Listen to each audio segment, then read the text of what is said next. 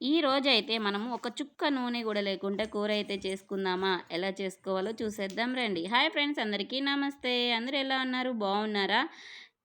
నేనైతే చాలా చాలా బాగున్నాను. మీరందరూ కూడా బాగుండాలని మనస్ఫూర్తిగా అయితే కోరుకుంటున్నా.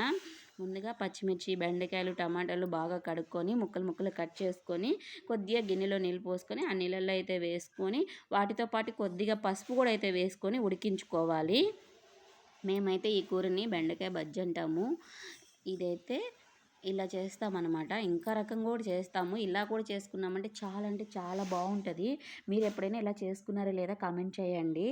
ఇకైతే అందులోకి కొంచెం చింతపండు కూడా అయితే వేసుకొని ఉడికించుకుందాము. ఇలా చూడండి, చింతపండు కూడా అడిగితే ఉడికిపోయింది. వాటిలో ఉన్న నీళ్ళు అయితే వంచేసి ఇప్పుడైతే మనం బెండకాయ బజ్జి అయితే ఎనుపుకుందాము. ఇలా వెనుపుకున్న దాంట్లోకి మనము సన్నగా ముందుగానే కట్ చేసి పెట్టుకోవాలి ఉల్లిపాయలు. అలా ఉల్లిపాయలు వేసుకొని తింటా ఉన్నామంటే అవి అలా అలా తగులుతూ ఉంటే చాలా అంటే చాలా బాగుంటుంది. ఈ బెండకాయ కాంబినేషన్గా ఏం చేశానంటే సంగటి చేసాము. ఈ సంగటిలో బెండకాయ బజ్జీ అలా అద్దుకొని తింటూ ఉంటే మనకి తెలియకుండానే లోపలికి అలా అలా జారిపోతుంది. మీరు ఎప్పుడైనా ఇలా తిన్నారా లేదా కామెంట్ చేయండి. నచ్చితే లైక్ చేయండి. అందరికీ బాయ్.